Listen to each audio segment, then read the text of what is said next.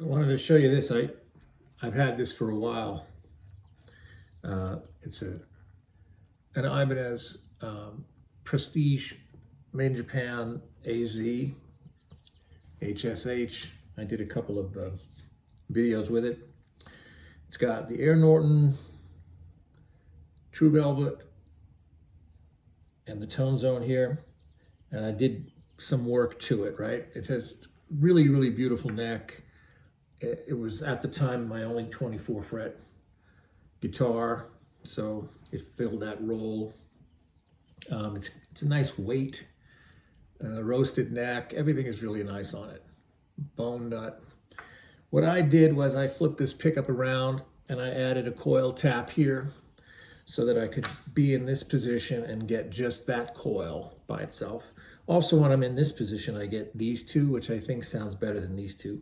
But I just flipped that around. I also changed, when I added the switch, I changed the pots, and I put the DiMarzio custom taper pots that I like, and a new 5-way switch, because that's kind of the, what they skimp on these guitars, I think, are the switches and the knobs.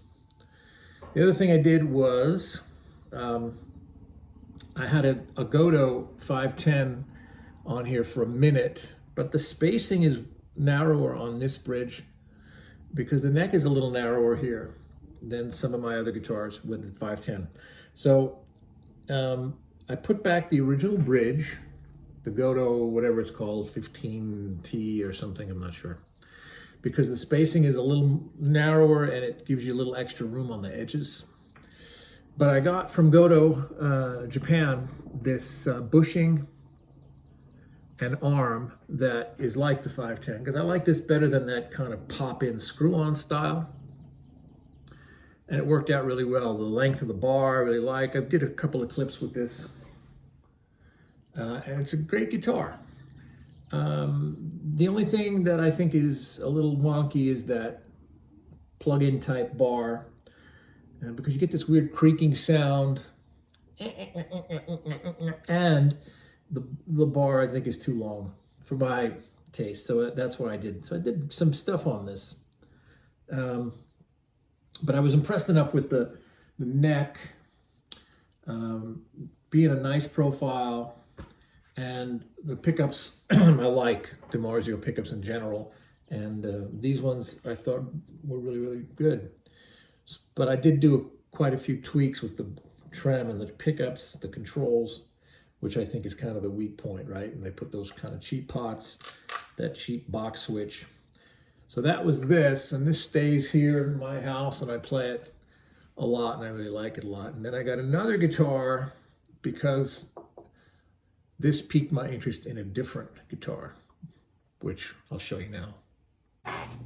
So this is kind of the premium version, or the Indonesian version of that other guitar, 2407 AZ. This is the 47P1, I guess, quilted maple. So it's identical spec as far as the size of the neck. It's still got stainless steel frets.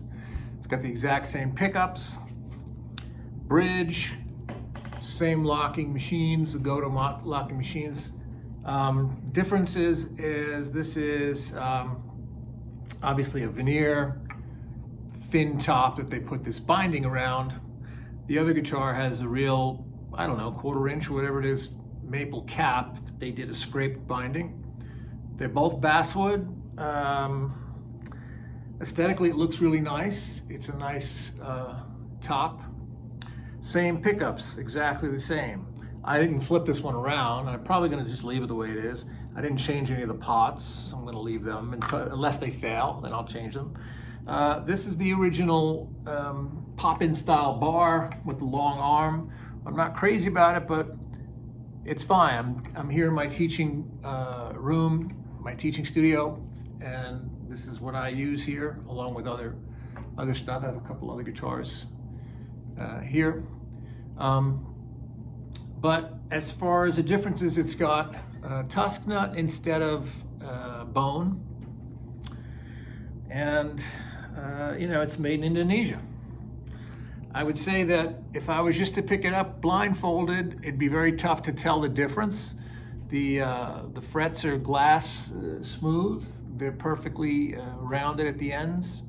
It's set up really great, just like the other one. The action at the 24th fret, if I hold down the first fret here and I measure, it's 3/64ths and about a 16th on the bottom, maybe a little more, but it's pretty great. So, and it was a whole lot less money than the other one. So for leaving here at the studio, I think it's a great guitar. Yeah, the other thing is it's got ebony fingerboard, I guess. I don't know what kind of ebony, but it's ebony, I guess. And it's got a kind of a black, painted headstock instead of the other one had the maple. What don't I like about it? Well, nothing really.